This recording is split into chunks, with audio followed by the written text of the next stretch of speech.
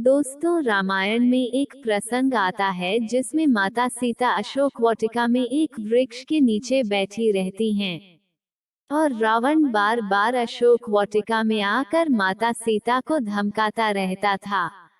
और जब भी लंकापति रावण उनके समीप आने की कोशिश करता था, तो माता सीता एक घास का तिनका उठाकर रावण को सावधान करती थी और कहती थी कि वह उनके समीप न आए, अन्यथा उसका सर्वनाश निश्चित है। बहुत से लोगों को यह पता नहीं होगा कि रावण के आते ही आखिर माता सीता एक घास का तिनका ही क्यों उठाती थी। चलिए आज इस रहस्य से पर्दा उठाते हैं। लंकापति रावण मां सीता का हरण करके लंका ले गया। लंका पहुंचकर माता सीता रावण के राजभवन में न रहकर अशोक वाटिका में एक बरगद के वृक्ष के नीचे बैठी रहती थी। रावण अपने सैनिकों के साथ बार बार वहां आता और अपनी शक्ति व गुणों का बखान कर मां सीता जी को प्रभावित करने की कोशिश करता और असफल होने पर मां सीता को धमकाता था। लेकिन मां सीता मौन धारण किए चुपचाप बैठी रहती थी। एक बार रावण सीता जी को भ्रमित करने के लिए भगवान श्री राम का वेश धारण कर मां सीता के पास पहुंच गया।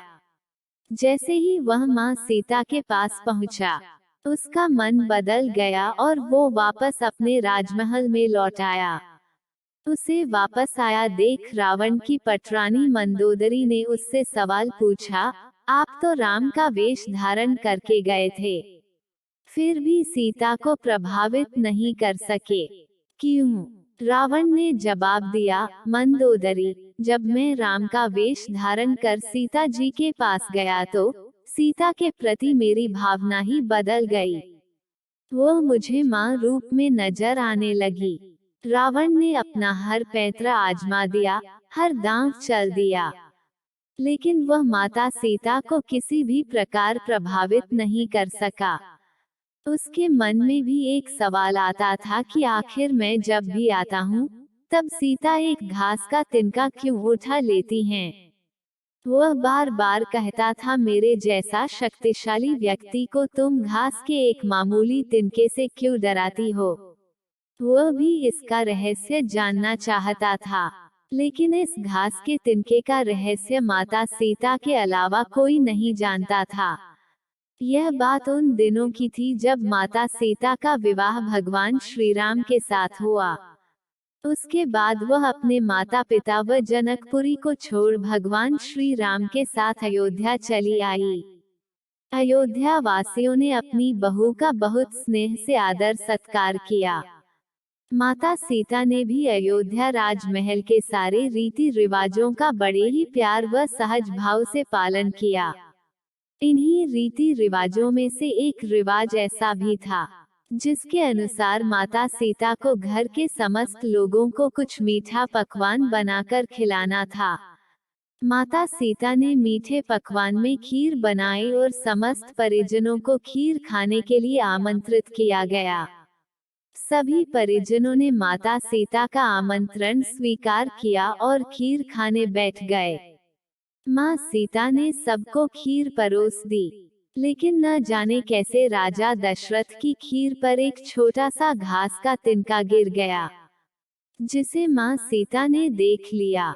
चूंकि वो खीर राजा दशरथ को दे चुकी थी और उन्होंने खीर खाना शुरू कर दिया था, इसलिए अब मर्यादा बस उनके लिए उस तिनके को हाथ से उठाना संभव नहीं था। तभी मां सीता ने दूर से ही उस तिनके को घूर कर देखा और वो तिनका जलकर राख हो गया। सीता जी ने सोचा, उन्हें ये करते हुए किसी ने नहीं देखा, लेकिन राजा दशरथ ने मां सीता के इस चमत्कार को देख लिया था।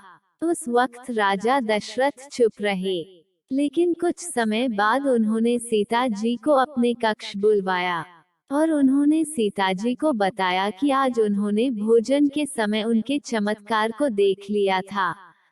तब उन्होंने सीता जी से कहा, आप साक्षात जगत जननी स्वरूपा हैं, लेकिन आप मेरी एक बात हमेशा याद रखना, आपने जिस नजर से आज उस तिनके को देखा था, उस नजर से आप कभी भी अपने शत्रु को भी मत देखना। बस इसी कारण जब भी रावण माता सीता के सामने आता था, तो वो उस घास के तिनके को उठाकर राजा दशरथ की बात को याद कर लेती थी। माता सीता चाहती तो रावण को पल भर में ही राख कर सकती थी, लेकिन राजा दशरथ को दिए उस वचन की लाज रखने के कारण वो हमेशा मौन धारण कर लेती थी।